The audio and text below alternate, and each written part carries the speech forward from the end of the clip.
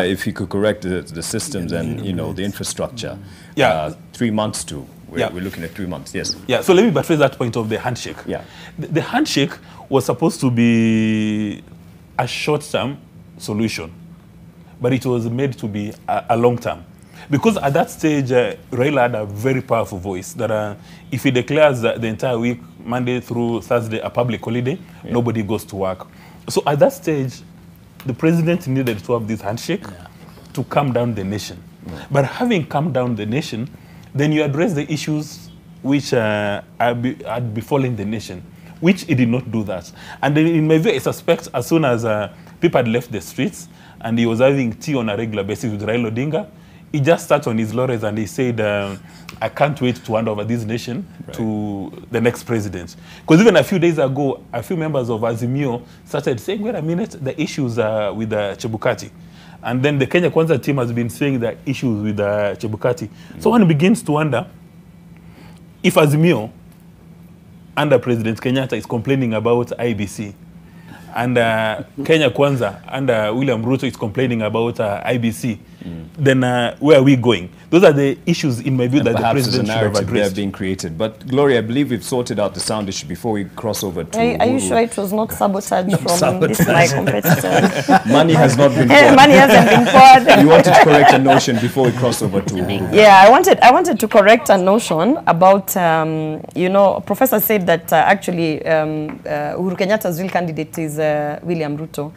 And I know that it is becoming, we are getting to that point in politics where anything that tilts the numbers to the other side should be used as propaganda. Everybody knows that Raila Odinga is Uhuru Kenyatta's project. He's actually a project candidate. And everybody knows that by going to vote for Raila Odinga, they're actually bringing back Uhuru Kenyatta to office. That is a known fact. That is the reason why when you're talking about the legacies of Uhuru Kenyatta, you literally look at it and you're like, it was almost like sabotaging Kenyans. The handshake was a sabotage of the Big Four agenda.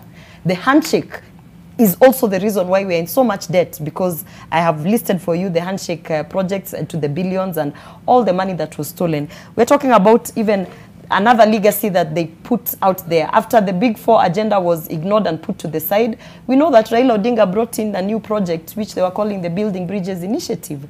And when you look at how that ended and how Kenyans rejected it because they understood that actually their sovereign power was being taken away, you will understand that Raila Odinga is actually Uhuru Kenyatta's project, because Building Bridges Initiative was completely trashed by Kenyans when they realized that they were being hoodwinked into handing over power back to Uhuru Kenyatta. And so Kenyans were like, no, we are not going to allow this. We went to the streets, some of us who are actively advocating against it and all the ills of the BBI, and eventually through the judicial system, and thank God for that, it was, you know, declared unconstitutional. And actually, as we are sitting here and waiting for the president to address us, one of the things that he should address is how are we going to get back the money that was spent on the Building Bridges Initiative, which was actually an unconstitutional organ that was, you know, taking out money from the exchequer and spending it however way that they wanted. And when you look at some of the legacies that we are now, you know, people are talking about liberation, and now, you know, Madaraka Day, we should be liberated on tell us about what you're liberating us from, because really we are commemorating, you know, the independence, but yeah, we need to also, you know, push it. After 59 years, it should be more than what happened in 1963.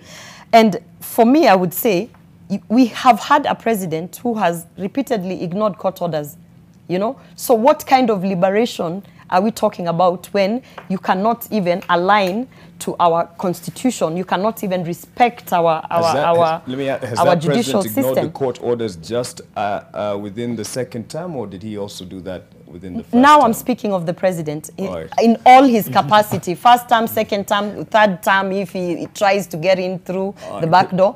But he is known for having ignored court orders. And we are talking about when people let me say particularly, because and when we come back, I still have to finish my point. When we say that we are liberating Kenyans from corruption, yeah, We had a low-lying fruit there, the COVID billionaires and the KEMSA, nephews and nieces. And we were told we were given, I don't know how many, 21 days or I don't know how many days. Up till today, not only has there not been convictions, but not even summons of these people. So the liberation that anybody should be selling to us is economic. And even if you talk about corruption, you are actually saying that you're going to liberate this country from corruption, yet the person who is sponsoring your campaign and who is in charge and the chair of Azimio is the #1 person who has the full autonomy to actually bring people to book, and is not doing it now. So these are some of the things that Kenyans need to understand. These are some of the things that someone needs to just speak openly about, and don't tell us about first and second liberation. Tell us about how you're going to liberate us now from our economic chains. And for the viewers, you follow this conversation, we're in campaign period, so you'll hear a lot. But and from our panel, Dismas, you'll forgive me, my director will be angry if I don't take this particular break for commercial break. We'll be back shortly. The 59th Madaraka Days commemoration coverage analysis before it continues shortly.